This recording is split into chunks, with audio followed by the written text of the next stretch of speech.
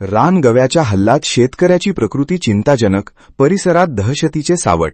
कोल्हापूर राधानगरी तालुक्यातील गवशी परिसरातील पाटीलवाडी येथे गुरुवारी दि. सकाळी रानगव्याने केलेल्या हल्ल्यात संता लहू आंबुसकर वय 60 रा गवशी हे शेतकरी गंभीर जखमी झाले आहेत. या धक्कादायक घटनेमुळे संपूर्ण परिसरात भीतीचे वातावरण पसरले आहे. मिळालेल्या माहितीनुसार आंबुसकर हे सकाळी शेतातील मोटर सुरू करून उसाला पाणी देण्यासाठी गेले होते. उसाच्या दाट पिकात दबा धरून बसलेल्या रानगव्याने अचानक त्यांच्यावर पाठीमागून हल्ला चढवला.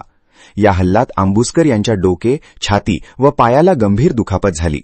स्थानिक नागरिकांनी तातडीने त्यांना कोल्हापूर येथील सीपीआर रुग्णालयात दाखल केले असून त्यांच्यावर अतिदक्षता विभागात उपचार सुरू आहेत. डॉक्टरांनी त्यांची प्रकृती चिंताजनक असल्याचे सांगितले. गेल्या काही दिवसांपासून राधानगरी व गवशी परिसरात रानगवे, बिबटे व अन्य जंगली प्राण्यांचा उपद्रव वाढला आहे. यामुळे शेतकरी वर्गात प्रचंड भीती आणि संतापाचे वातावरण आहे.